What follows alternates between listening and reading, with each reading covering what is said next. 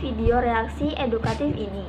Aku akan menonton dan memberikan tanggapan tentang salah satu video yang menurutku sangat penting buat kita semua, terutama sebagai pelajar Indonesia yang sedang belajar tentang nilai-nilai dalam pendidikan Pancasila. Video ini berjudul "Apa itu Gotong Royong?"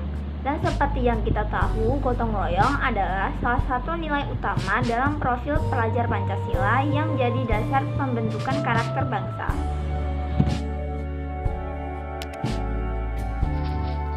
Halo teman kece, ayo siapa yang pernah ikut kerja bakti di sekolah atau lingkungan? Kalau kamu pernah, pasti tahu ya apa yang namanya gotong royong. Gotong artinya bekerja dan royong artinya bersama-sama. Iya betul, gotong royong adalah berkegiatan bersama dengan sukarela supaya pekerjaan lebih lancar, mudah, dan ringan.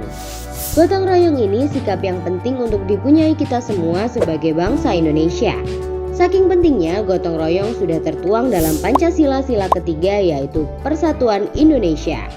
Tidak heran karena gotong royong adalah warisan kepribadian bangsa yang sudah berakar kuat dalam kehidupan sehari-hari masyarakat Indonesia.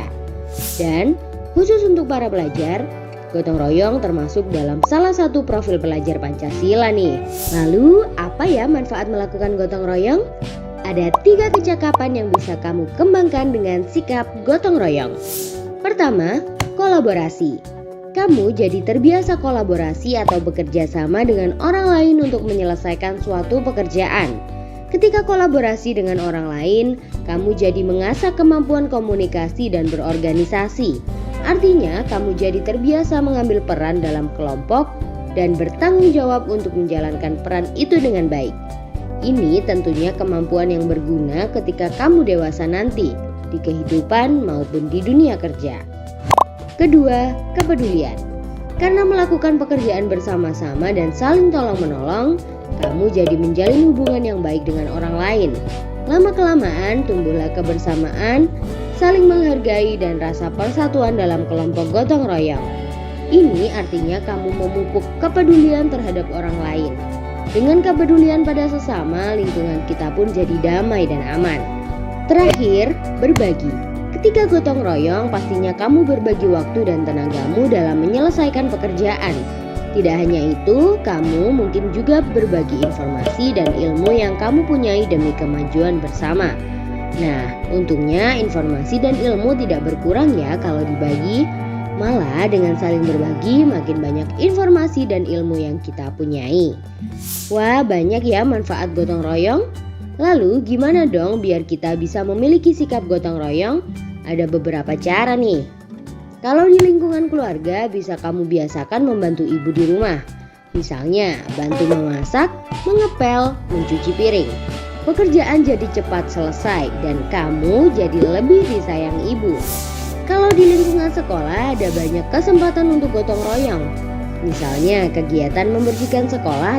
Nah, ini dia contoh langsung dari gotong royong. Anak-anak lagi bersihin lingkungan sekolah bareng-bareng. Ini bukan cuma soal bersih-bersih, tapi soal tanggung jawab bersama atau tugas kelompok. Nah, kalau ada kesempatan ini, kamu kerjakan dengan sungguh-sungguh ya.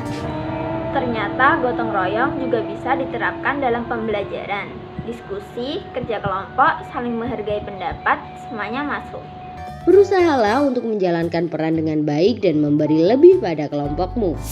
Terakhir, di lingkungan masyarakat, kamu mungkin belum bisa ikut kerja bakti yang butuh tenaga besar, tapi tetap bisa bantu-bantu pekerjaan yang lebih ringan seperti membersihkan peralatan atau membawakan minuman.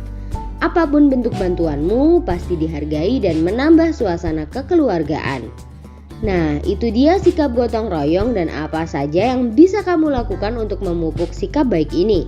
Sekarang aku mau tanya nih, kapan kamu terakhir gotong royong dan di mana? Jawab ya di kolom komentar supaya teman-temanmu juga terinspirasi. Sampai jumpa di video selanjutnya ya teman kece. Kejar cita, kejar ilmu, raih cita.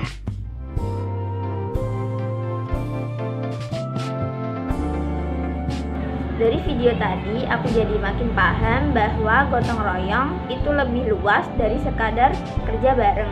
Gotong royong adalah bentuk nyata dari solidaritas sosial yang artinya kita hidup bukan sebagai individu yang egois, tapi sebagai bagian dari komunitas yang saling bantu dan saling menguatkan. Dalam profil pelajar Pancasila, gotong royong termasuk ke dalam salah satu dari 6 dimensi utama. Ini artinya gotong royong bukan sekadar nilai tambahan, tapi fondasi penting dalam membentuk karakter pelajar Indonesia. Kita dituntut untuk bisa berkolaborasi, berempati, terlibat aktif. Dan ini bisa dimulai dari hal kecil. Bantu teman yang kesulitan, ikut kerja kelompok dengan semangat, gak buang sampah sembarangan, bahkan dengan mendengarkan teman yang cerita pun kita sudah menerapkan nilai ini. Mungkin kita mikir, aku masih pelajar, gimana bisa menerapkan gotong royong? Padahal justru di sekolah kita bisa banget menerapkan ini.